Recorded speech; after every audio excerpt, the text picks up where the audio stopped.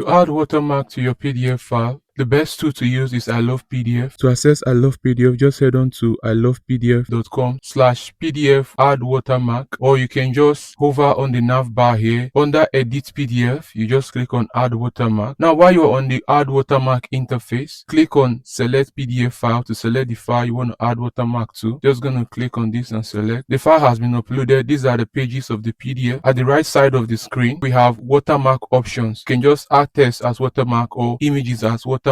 This is where you enter the text you want to add as watermark to your PDF. So I'm just going to say how to for everyone. Here you can format the text. You can choose a font style from here. You can also increase the font size if you want. You can make it bold, make it italic, underline, and you can also add colors.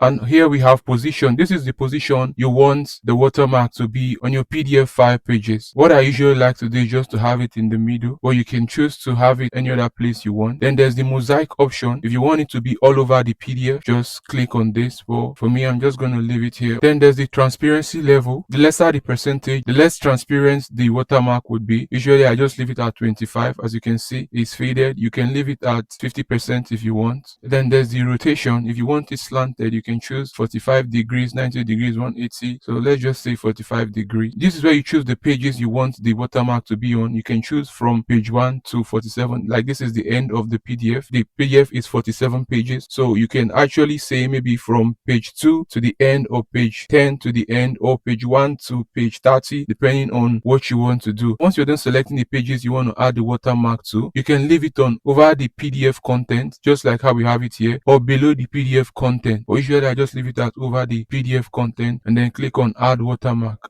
Alright, the process is complete, and it says here the PDF has been stamped. So usually the download will start automatically, but if it doesn't, click on Download PDF with watermark. Now if I go to my file explorer, this is the PDF version that has the watermark. Click on it and open, and as you can see, this is the watermark. How to for everyone. This is on the first page, this is on the second page, this is on the third page, and as you keep scrolling, you see the watermark. For me, I think this is too bold and too pronounced. You might need to make some adjustments while adding yours, but this is basically how to go about it. If you find this useful, consider subscribing and liking the video.